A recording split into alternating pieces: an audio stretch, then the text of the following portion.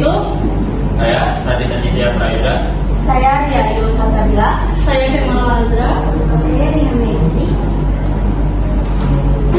Oke, yang pertama itu ada rumusan masalah.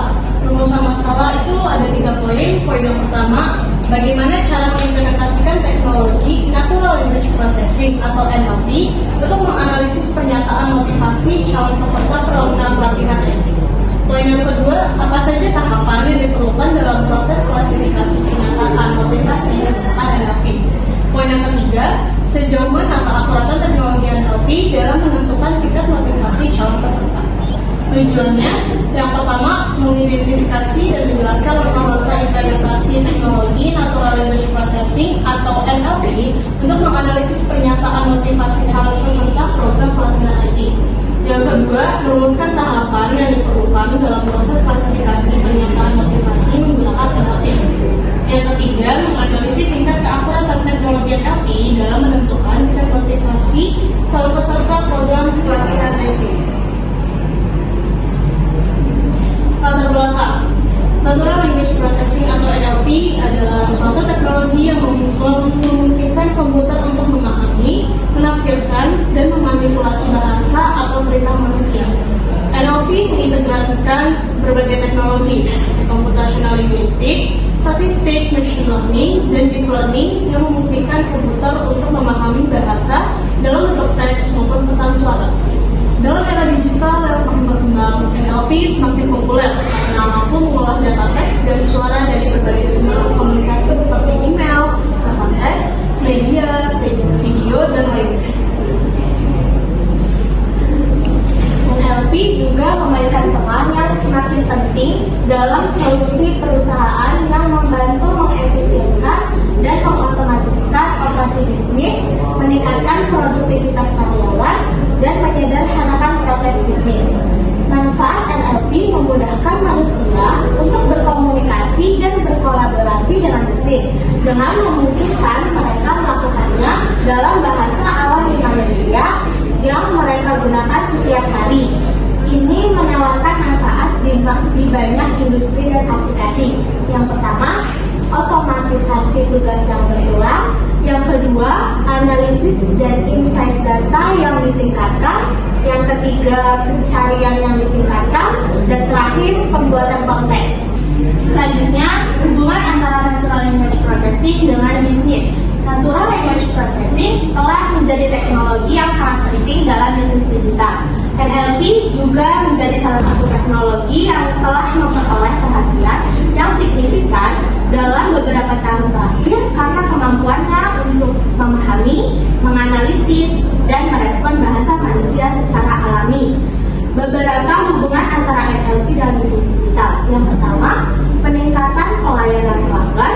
Yang kedua, personalisasi. Yang ketiga, efisiensi operasional. Yang keempat, peningkatan pencarian produk. Dan yang terakhir, peningkatan pengalaman pengguna. Penerapan NLP dalam meningkatkan pelayanan dan analisis sentimen pelanggan. Yang pertama, ada analisis sentimen pelanggan. NLP dapat digunakan untuk menganalisis ulasan pelanggan, feedback, dan percakapan di medsos guna mengidentifikasi perasaan atau sentimen yang terkait dengan produk, layanan, atau merek tertentu.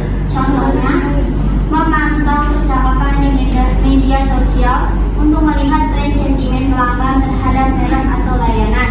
Yang kedua, ada chatbot dan asisten virtual. Dengan NLP, perusahaan dapat membuat sistem chatbot atau asisten virtual yang mampu berinteraksi dengan pelanggan secara otomatis. Contohnya, asisten virtual yang dapat mengingat preferensi pelanggan dan memberikan rekomendasi produk yang dipersonalisasi. Yang ketiga, ada pengolahan ulasan feedback. NLP dapat membantu bisnis menganalisis data tidak terstruktur dari ulasan pelanggan dan feedback lainnya. Contohnya, menggunakan clustering untuk mengelompokkan umpan balik pelanggan berdasarkan kategori atau tema tertentu.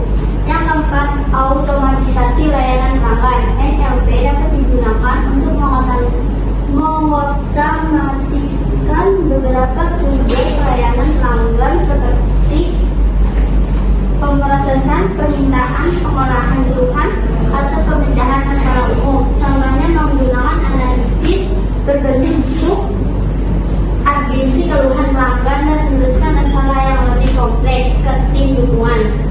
kelima, pemantauan dan analisis percakapan layanan pelanggan. NLP dapat digunakan untuk menganalisis percakapan antara pelanggan dan agen layanan pelanggan. Contohnya melacak kata-kata atau frasa tertentu yang mengindikasikan ketidakpuasan atau potensi keluhan pelanggan. Cara kerja chatbot yang pertama itu memahami pertanyaan. Chatbot menggunakan teknologi NLP untuk memahami pertanyaan atau pesan yang diterima dari pengguna. 2. Menganalisis pertanyaan. Chatbot menganalisis pesan untuk mengidentifikasi kata kunci dan topik yang relevan. Yang ketiga, memberikan jawaban. Chatbot memberikan jawaban kepada pengguna. Yang keempat, belajar dari pengguna. Chatbot dapat memperbaiki kemampuannya dalam memahami pertanyaan dan memberikan jawaban yang akurat melalui pengalaman yang diberikan pengguna. Yang kelima, integrasi dengan sistem lain. Chatbot dapat diintegrasikan dengan sistem lain untuk mengumpulkan informasi tambahan. Kesimpulan, penerapan NLP atau Natural Language Processing dalam bisnis menawarkan beberapa manfaat penting seperti meningkatkan efisiensi operasional, meningkatkan kepuasan pelanggan, dan memfasilitasi pengembangan ide berbasis data. NLP memungkinkan bisnis untuk menganalisis teks dalam jumlah besar secara otomatis, menyederhanakan proses ekstraksi informasi, dan meningkatkan interaksi pelanggan melalui chatbot atau asisten virtual. Selain itu, NLP berguna untuk analisis sentimen yang membantu bisnis memahami perasaan pelanggan terhadap produk atau layanan mereka. Kemampuan NLP untuk memahami dan menghayati bahasa manusia memungkinkan untuk mengotomatisasikan berbagai tugas, termasuk klasifikasi email, umpan balik pelanggan, dan deteksi penipuan. Semua hal dipertimbangkan, pengguna NLP dalam bisnis membantu bisnis menjadi lebih efisien, meningkatkan layanan pelanggan, dan menggunakan alat yang lebih baik untuk menulis keputusan yang lebih. Oke, baik, sekian presentasi dari kelompok kami. Kurang lebihnya mohon maaf. Wassalamualaikum warahmatullahi wabarakatuh.